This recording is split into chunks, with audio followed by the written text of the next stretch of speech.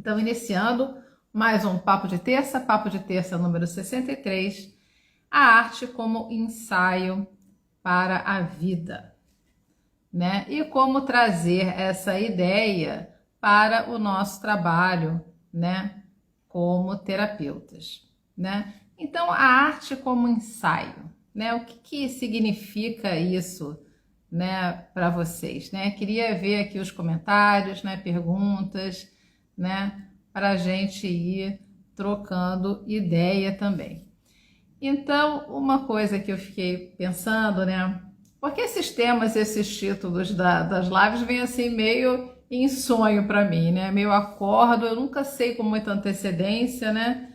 Aí geralmente assim, no final de semana ou segunda-feira de manhã eu acordo e assim, esse é o título. Depois eu vou pensar sobre ele, né? É uma coisa assim que funciona de um jeito meio intuitivo.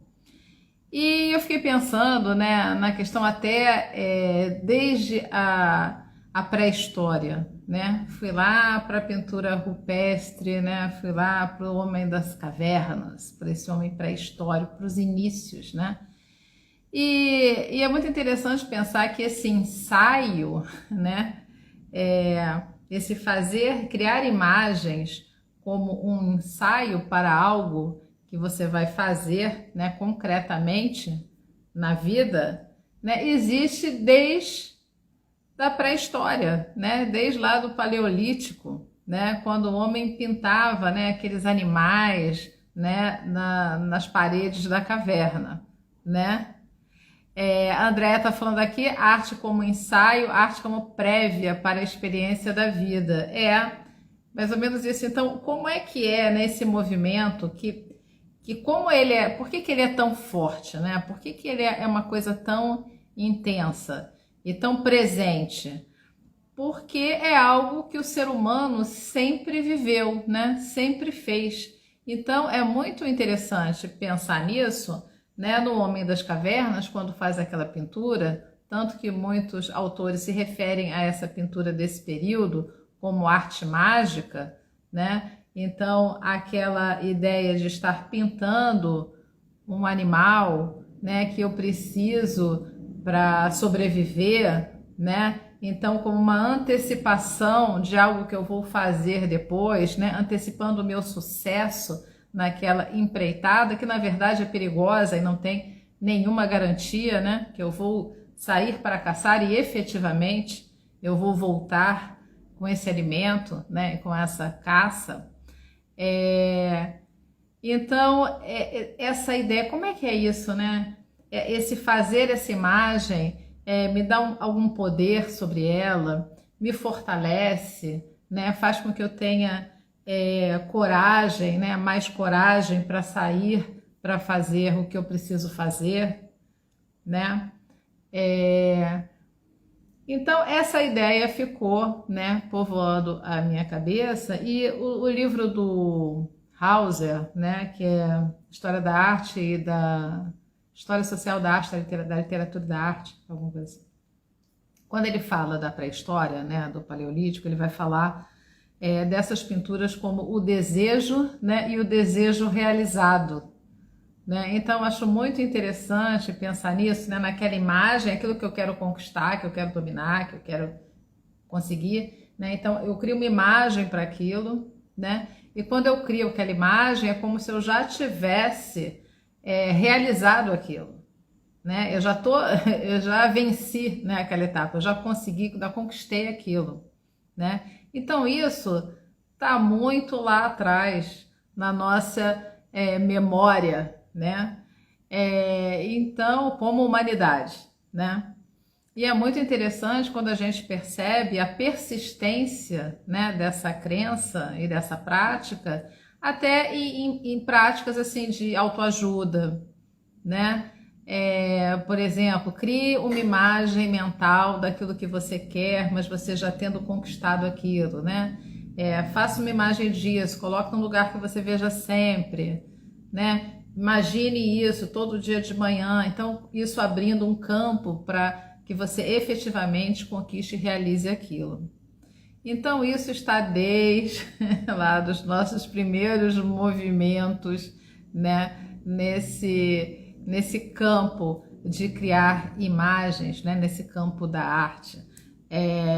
Então, eu acho bastante interessante como isso se dá, né, na terapia, porque o trabalho que se faz na terapia, nas terapias com arte, né, então assim, na arte terapia e em todas as terapias que usam a expressão artística, a gente antecipa, né, mesmo, a gente é um ensaio, você faz o objetivo daquele trabalho não é exatamente o que acontece ali naquela sessão da terapia, mas é como aquilo vai estar reverberando na sua vida quando você passa pelaquela porta e vai para a rua, né? Sai do atendimento ou desliga o seu computador e você vai para a sua vida, né? Então, todo aquele processo, viver aquele processo de fazer aquilo, como isso estaria fortalecendo, encorajando, né? E muitas vezes até clareando, né? O que a pessoa está precisando ou o que ela quer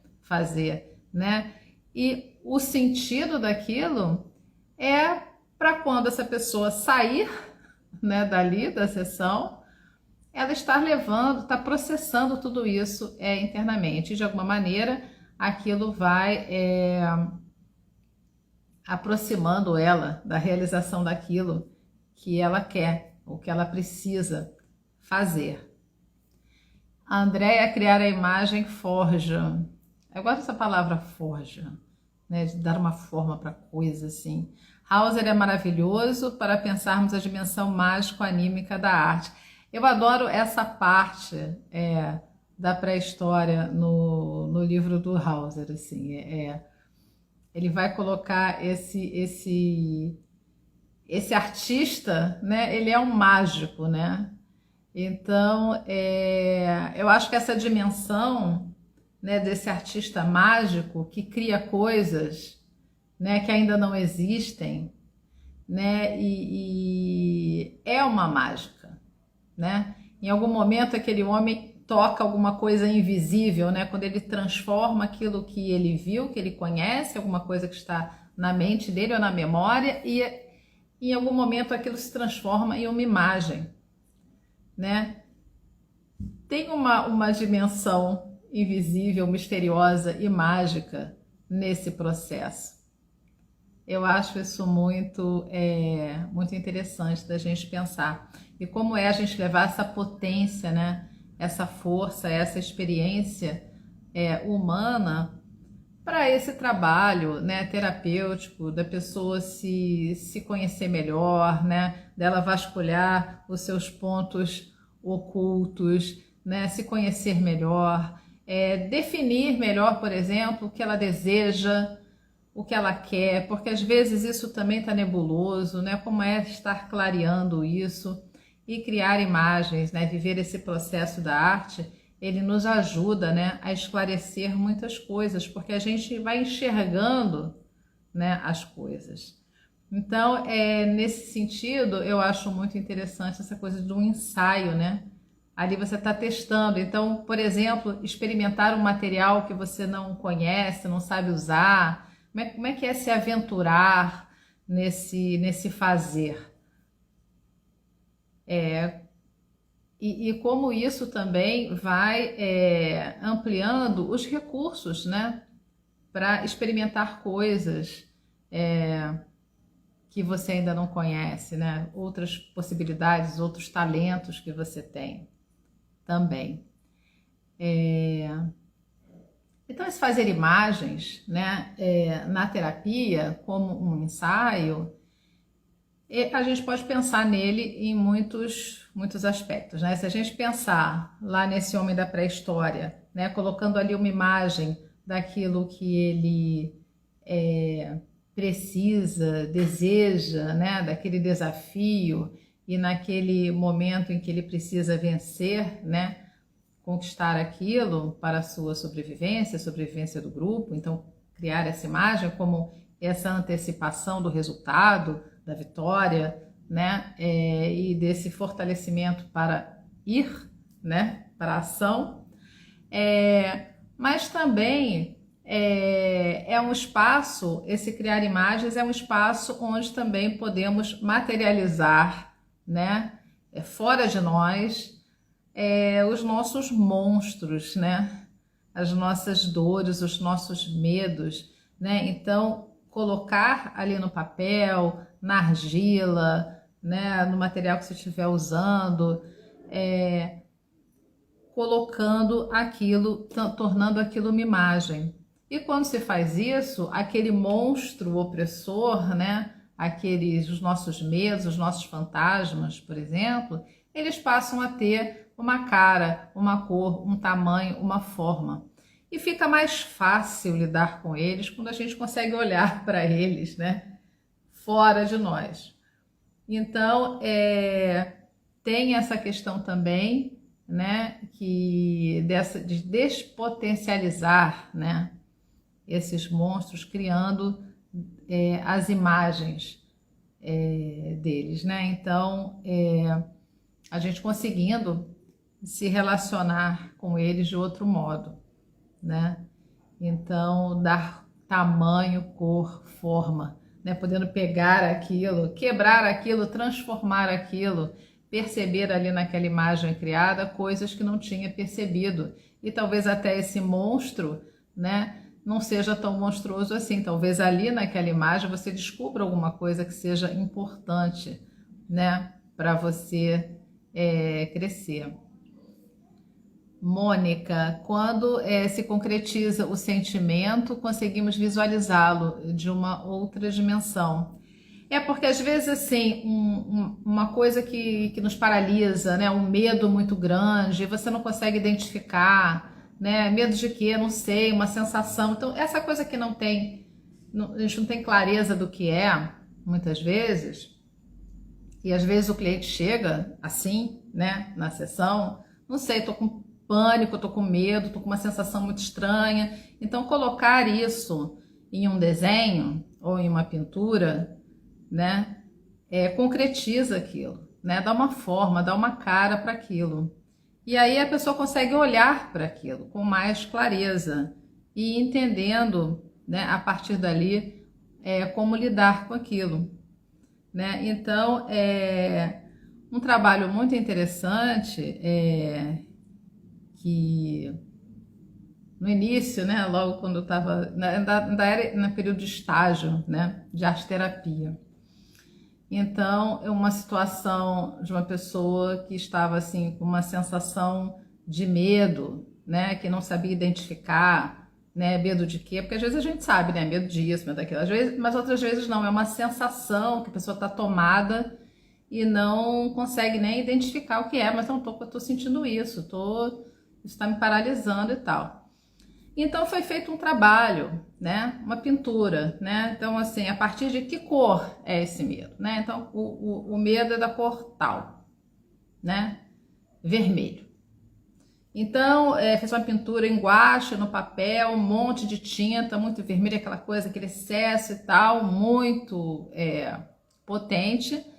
E o trabalho de transformação disso foi trabalhar com monotipias, né? Então tinha aquela pintura com muita tinta, né? Um outro papel por cima e foi meio que decalcando. Então, à medida que ia tirando uma impressão daquele papel, esse papel já tinha menos tinta do que o original. E foi se tirando uma impressão, né, de cada etapa, né? Então, despotencializando aquele medo, né? E isso foi, e no final se tinha uma série de imagens que tinha uma gradação, né? Como a pessoa chegou, né? E ela definiu quantas impressões ela tirou. Então, num dado momento, ela falou: não, aqui já estava bem fraca a tinta, né? No último, assim, não, algum medo tem que se manter. Então, não vou esperar ficar o papel totalmente branco, ela não quer, não, eu vou parar aqui. Então, depois a pessoa observou toda essa sequência de imagens na parede, né? Uma do lado da outra e tal. E, bom, como é que chegou? Como é que tá se sentindo nesse momento? Então, era gradação mesmo, né? Então, assim, cheguei assim, não, agora eu já tô aqui nesses três aqui. né? Acho que dá para chegar até esse, né? E o último mais fraco já era assim demais, assim, não ia conseguir chegar. Então, e aí a pessoa depois dali ela sai para a rua, né? Ela volta para a vida dela, né? Então, mas já com essa sensação de medo despotencializada, né? Um pouco mais fraca, então já estava respirando melhor, né? Então já estava se sentindo melhor para lidar com a vida. Então, são esses ensaios, né? Esses ensaios, muitas vezes, eu quero fazer tal coisa, não sei por onde começar. Então, começa ali na arte terapia, né? Que é a minha profissão. Então, começa a construir, né? Aquela coisa que quer realizar na arte terapia, criando imagens, construindo coisas, né? E à medida que está fazendo isso está também sendo processado internamente, a energia vai mudando daquela pessoa e as situações na vida vão aparecendo e as coisas vão se encaminhando. É muito interessante observar isso, né? Parece que se abre também um campo, né? De estar mais receptiva para aquilo que quer fazer, mas acha inatingível, aquilo não vou conseguir, está muito distante. Então vai começando a trabalhar isso nessas construções e nesses processos criativos na terapia, né? Se fortalecendo, clareando também as confusões e conseguindo efetivamente na vida estar levando, né, os seus projetos, os seus desejos adiante. Sim, Mônica, não ter forma é assustador.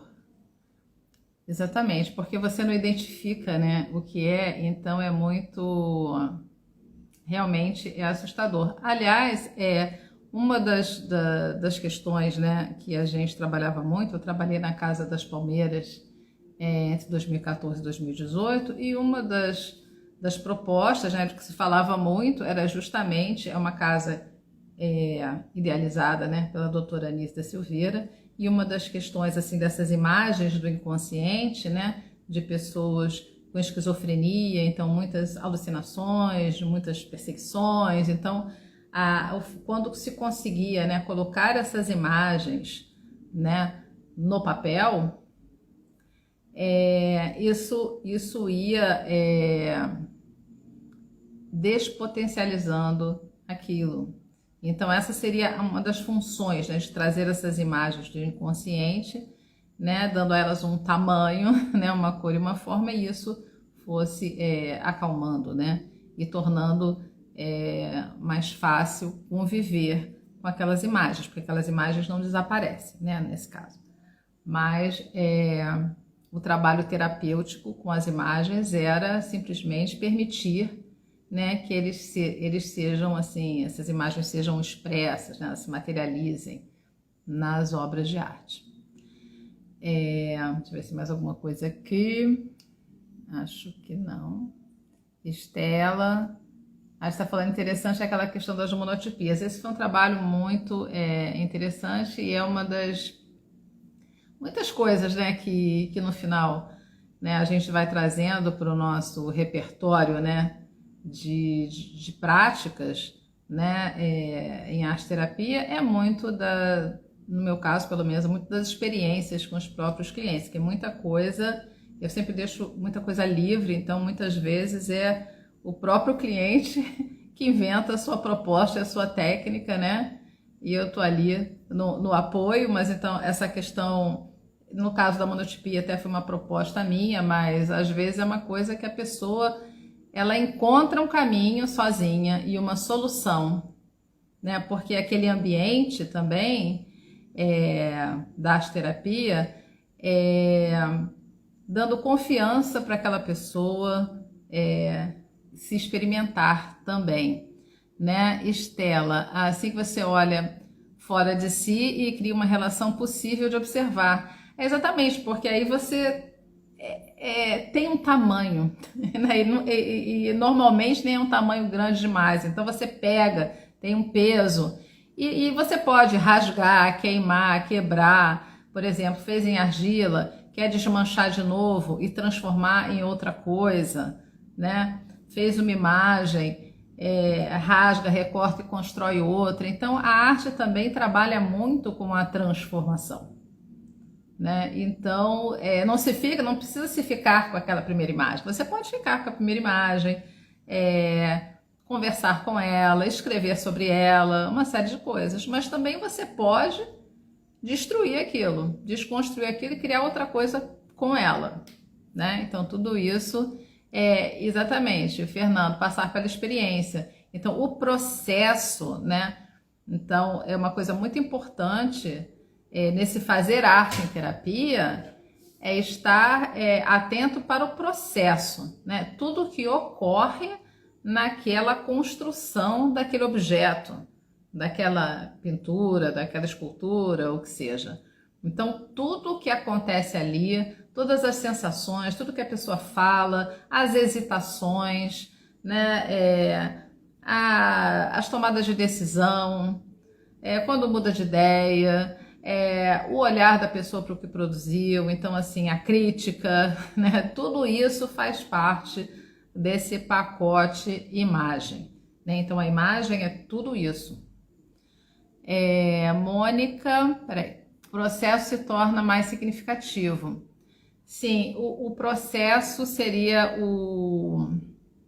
viver esse processo artístico, né? Essa possibilidade de criar é uma experiência que fortalece, né? E acho que a gente não tá tão assim ligado em fazer um projeto, um plano, né? E como é que vai ser a imagem final, né? É tudo isso, até porque na maioria das vezes aquela ideia de imagem que a pessoa vai fazer é muito diferente daquilo que no final é o resultado, né? O que ela faz. Então, eu tenho que, se pensou em fazer, muitas pessoas têm, não, estou com uma imagem pronta na minha cabeça, né? Aí vai fazer.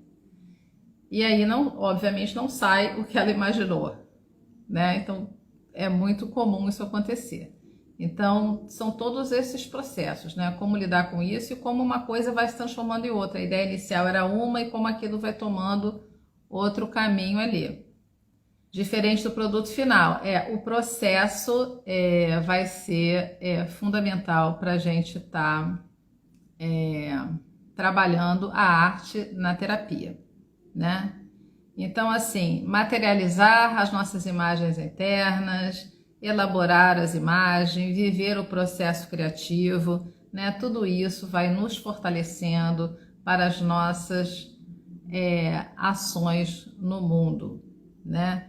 E também, sim, dizer sim, né, para esse nosso impulso criativo, né, e essa nossa necessidade de criar. Márcia Lázaro nos mandou uma mensagem, né, sobre o tema Arte como Ensaio para a Vida.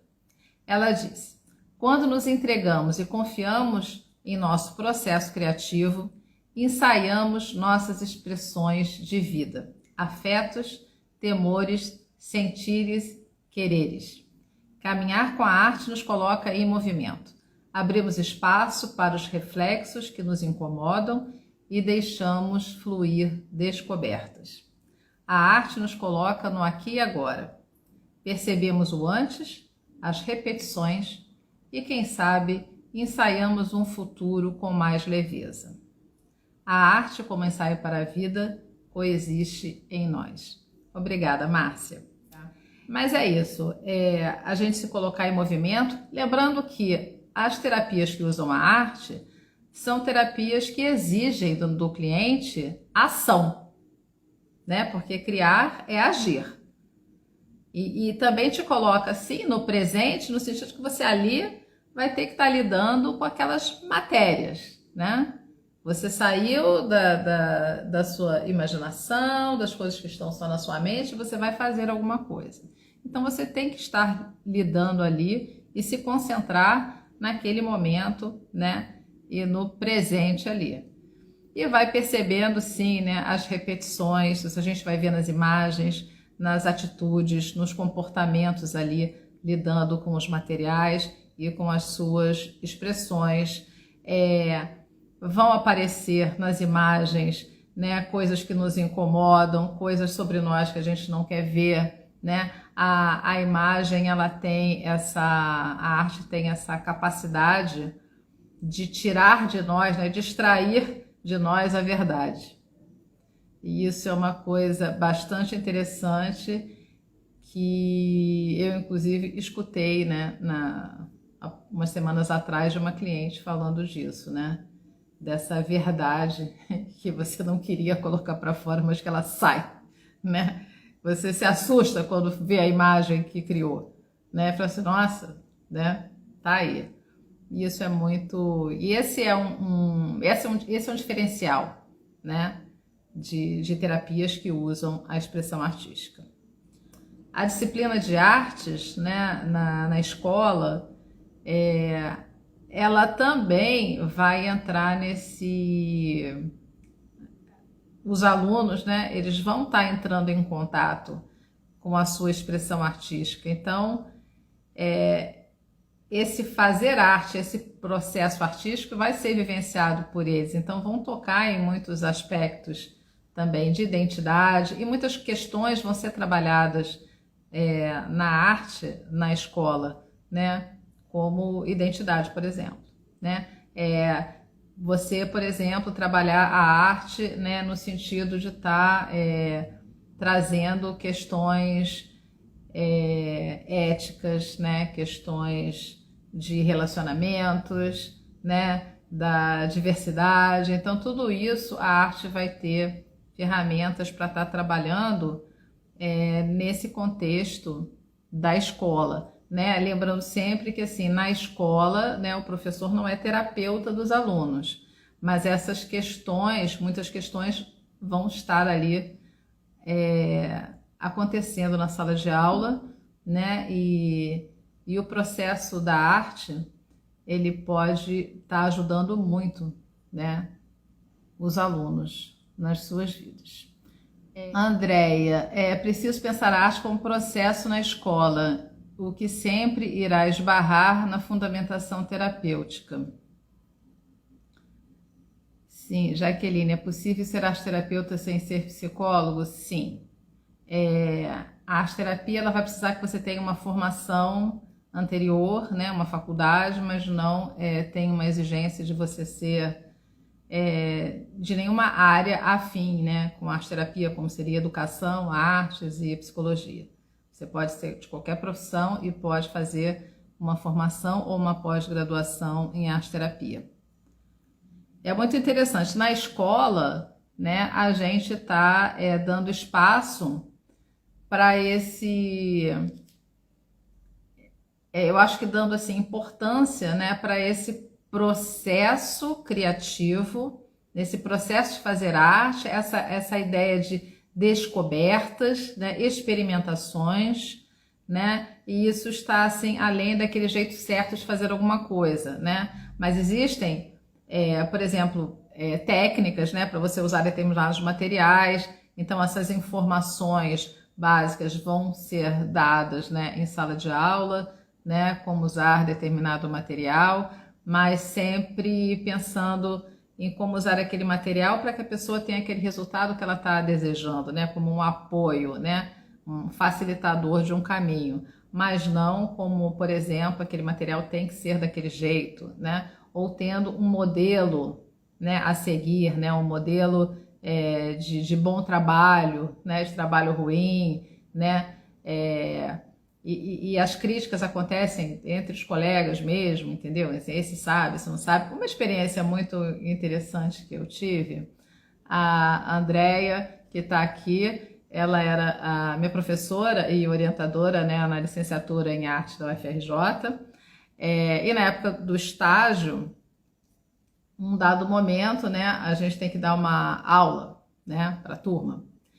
E na turma era de sexto ano, então tinham sempre assim, aqueles alunos que todo mundo falava assim, nossa, como desenha bem, desenha pra caramba, faz história em quadrinho, cria personagem, aí aquele outro, não sabe fazer nada, todo o trabalho dele é horrível, não sei o quê. Então sempre tem essas coisas, né, essa dinâmica da própria turma.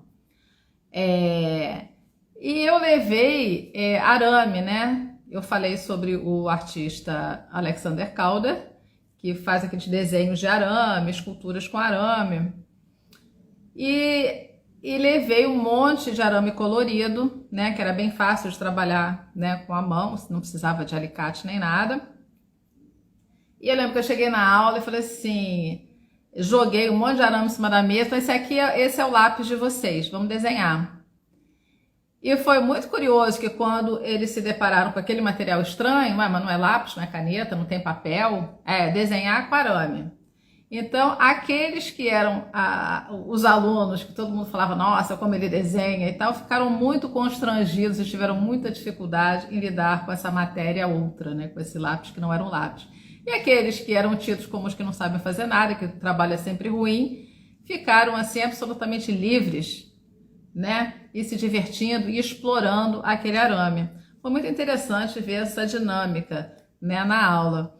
Mas assim, lembrando que esse é um espaço, né, na escola, né, um espaço de aula. Foi uma experiência muito marcante, muito interessante, né, dessa desconstrução daquele lugar seguro do eu sei fazer, né, quando muda a ferramenta, né, deu toda uma estranheza, né? E o outro que se sentia muito constrangido com um lápis e um papel, porque não sei desenhar, ficou absolutamente livre. Foi muito interessante essa aula. Eu não lembro se você estava na aula, André. Foi muito legal e mais engraçado que começou também, que material também tem isso, né? Material diferente daquele frisson, todo mundo quer pegar tudo, né? E então começava assim, a pessoa fazia a escultura, o desenho e tal, deixava na mesa. Aí eu do lado, assim, preciso do arame vermelho. Pegava o arame vermelho do trabalho do vizinho e colocava do dele. E as pessoas não estavam nem aí. Subiram na mesa para fazer móvel, pendurar no teto, não sei o que, é uma confusão. Mas foi muito legal, porque no final todo mundo estava fazendo, aquele que também estava constrangido, no final deu o jeito dele e fez. Então meio que nivelou todo mundo, ficou todo mundo naquele, para todo mundo era estranho. Para todo mundo era novo, e não tinha aquele lugar daquele que sabe, daquele que conhece. Então esse lugar da novidade foi muito interessante, né, nesse trabalho. E assim, o que muda, né, nesse ambiente da escola, né, de uma aula e de um grupo terapêutico? É muito o olhar desse profissional, quer dizer, o professor vai ter um olhar diferente do olhar do terapeuta. O terapeuta vai estar prestando atenção em situações que talvez o professor não esteja, e a interferência, as intervenções também são outras, né? Mas eu fui fazer licenciatura em artes quando eu estava fazendo a minha formação de arte-terapia, justamente por acreditar que eu precisava fortalecer a arte na arte-terapia, desde a minha formação, né? Eu já tinha uma formação anterior, né, nos anos 90, né, nos anos 80, na verdade, na área de design, né? E voltei para a faculdade para fazer licenciatura, que eu terminei em 2010, né? Eu fiz junto com 2006, 2007, 2010, eu fiz a arte-terapia e a licenciatura em arte. André, é importante sabermos que na escola não temos objetivo nem competências terapêuticas. Exatamente. Mas o conhecimento terapêutico nos lembra da importância do processo. Pois as coisas, estamos lidando com o ser humano, né? Então a gente vai estar, a gente tem que ter essa delicadeza, né? E eu acho que também um olhar amoroso, né? E eu acho que isso vale tanto na escola quanto nos grupos terapêuticos ou nos atendimentos, né? Então em alguns pontos essas coisas vão se aproximar, né? Mas a gente tem que entender o lugar de cada profissional, né? O que compete, né, a cada um, né? A gente não pode tornar a sala de aula um grupo terapêutico, né? E que, aliás, é uma confusão que acontece muito nos próprios cursos de formação. Muitas vezes o aluno entra no curso e acaba usando o curso como um grupo terapêutico quando não é, né? Então essas confusões muitas vezes acontecem. Olhar amoroso, mas eu acho que é uma coisa, é um exercício que nós temos que fazer, né? Esse olhar amoroso com aquela pessoa que chega para nós com dor, com desespero, né? Com insegurança, com muitas vezes até esvaziada, né? De energia e tudo isso. Então, como é que a gente vai acolher, né? E poder, né, levar para ela recursos, né, para esse fortalecimento. Então, acho importante a gente pensar, né, nesse trabalho que acontece ali no processo criativo, nessa produção de imagens que tem na sessão, que aquilo é um ensaio.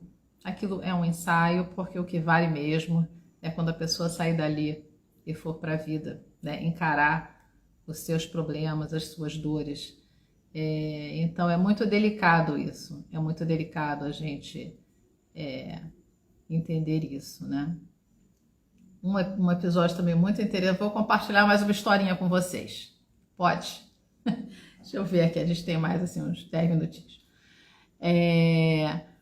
Uma coisa essa coisa do ensaio, né? Então, eu atendi uma pessoa, um período curto, na verdade. Eu sem saber, fiz uma arte-terapia breve, né? Porque foi um tempo pequeno para uma série de situações. Mas, assim, a pessoa estava muito esvaziada, né? De objetivos, de tudo. Sabe quando a pessoa tem muita perda, né? Perdas de emprego, perda da casa, perdas da família, morte, tudo era assim, muita coisa, né? E a pessoa resolveu construir uma arma, né? Uma arma no sentido assim, tinha todo um contexto, no final era uma espada, né? Era um objeto, né? Esse fortalecimento veio nessa construção.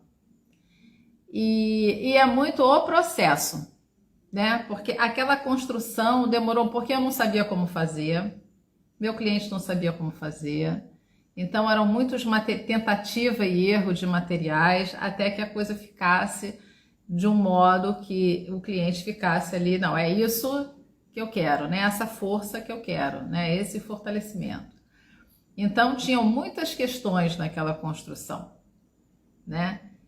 E eu cometi um erro, porque erro é uma coisa ótima, né? Porque a gente também tem que compartilhar os erros, porque a gente aprende, é com eles que a gente aprende. E num dado momento, eu acabei ficando tão envolvida naquela construção, que não era minha, né? Era do meu cliente, em que eu meio que entrei assim ajudando em alguma coisa, né? Eu peguei, vamos botar gesso, né? Tipo assim, porque teve de tudo nessa construção, de materiais possíveis. E o meu cliente chegou e falou assim, você está querendo resolver os meus problemas para mim? Opa, não, né? Aí me afastei, né? Dei aqueles 2 passos para trás, ok, entendi o recado. Mas é também esse um risco, né? Às vezes a gente não percebe, né? E meio que entra, né, na história. Mas esse trabalho foi um ensaio para a vida, porque enquanto a pessoa estava naquela construção, as coisas na vida dela começaram a aparecer. Então aquele lugar, aquela situação de que não tem nada, começou a mudar, né? Então começou a se abrir um campo também de receber coisas, né? E de se sentir capaz de ir à luta das coisas, né? Então a arma tinha esse sentido, desse fortalecimento de conseguir ir à luta, de reconquistar o seu espaço, né?